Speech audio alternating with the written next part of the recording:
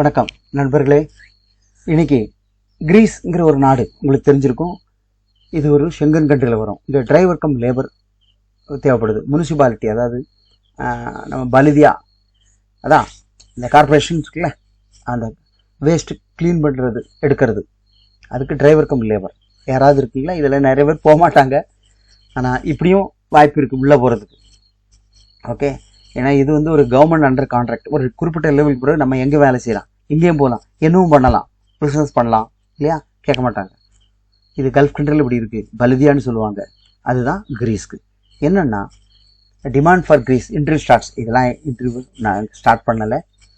Okay, driver, waste collection workers ரெண்டுக்கும் same salary தான். அதாவது சப்போஸ் நீங்கள் இந்தியன் லைசன்ஸ் இருக்குது, எனக்கு வண்டி ஓட்ட தெரியும், என்ன இருக்குல்ல அந்த வண்டி கீழே காட்டியிருக்கா, குப்பல்ற வண்டி. ஓகே, அது டிப்பர்னு வச்சுங்களேன். அப்போ இது ஹெவி டிரைவர் தான் நம்ம ஊரை பொறுத்த வரைக்கும். அந்த மாதிரி நார்மலாக வண்டி ஓட்டா போதும். இதுக்குன்னு ஒருத்தர் இன்டர்வியூ வந்து இங்கே யாரும் வந்து பார்க்கறது இல்லை. நாம கேரண்டி கொடுத்து ஆளை இறக்கிட்டா, அதாவது இவங்களுக்கு வண்டியும் ஓட்ட தெரியணும், இந்த வேஸ்ட் கலெக்ஷனும் பண்ணுவாங்க. நம்ம ஊரில் ஒருத்தர் வண்டி ஓட்டார், லேபர்ஸ் தனியாக இருப்பாங்க. இது அப்படி இல்லையா, அவங்க தான் பண்ணிக்கணும். ஓகே, ஸோ ஏஜ் வந்து ஒரு 45 வரைக்கும். ஓகே, இங்கிலீஷ் கம்யூனிகேஷன் வேணும். குட் இங்கிலீஷ்னு சொல்கிறாங்க. குட் இங்கிலீஷில் யாரும் இந்த வேலைக்கு போக மாட்டாங்க. ஆனால் ஓரளவுக்கு பட்லர் இங்கிலீஷ் பேசுகிறனாலும் போகிறோம், பிக்கப் பண்ணிக்கலாம். ஓகே, அக்காமடேஷன் இருக்குது, ஷேரிங் தான்.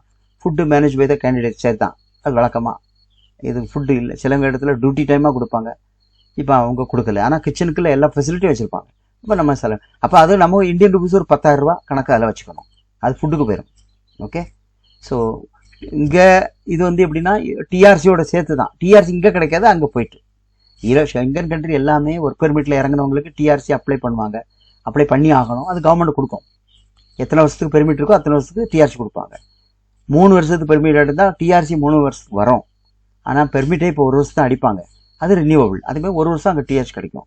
ஸோ இது டிஆர்சி கிடைக்கும். கிரீஸை பொறுத்த வரைக்கும் நம்ம இந்தியன்ஸ் நிறைய பேர் இருக்காங்க.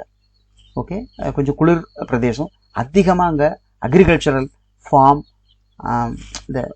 இந்த விவசாயங்கள் தான் கூடுதல் கிரீஸ். ஓகே, ஸோ இதுக்கு யாராவது வாய்ப்பு இருந்தால் கண்டிப்பாக போகலாம். இது ஒரு 4 lakhs rupees பண்ணலாம். 4 lakhs கம்மி தான். ஏன்னா ஷெங்கனுக்குள்ளே இப்போ 5 ரூபாய்க்கு கீழே கிடையவே கிடையாது. 5 lakhs கீழே பண்ணவே முடியாதுன்னு நான் சொல்கிறேன். ஒருவேளை உங்களுக்கு சீப்பாக கிடைச்சா கிடைக்கலாம். ஓகேவா? நாளுக்கு நாள் விலைவாசி கூடித்தான் வரும். இந்த வாரெல்லாம் வந்த பிறகு உங்களுக்கு விலைவாசி எல்லா விஷயத்துலையும் கூடி போயிடுச்சு. கரன்சியில் நிறைய டிஃப்ரென்ஸ் இருக்குது. அதனால் பாருங்கள், ஒரு 4,4,4,5 ரூபாயில் இது முடியும். கிரீஸ்க்கு யாராவது இந்த மாதிரி வேலைக்கு வரதா இருந்தால் சொல்லுங்கள். Okay, thank you. அடுத்த வீடியோவில் சந்திப்போம்.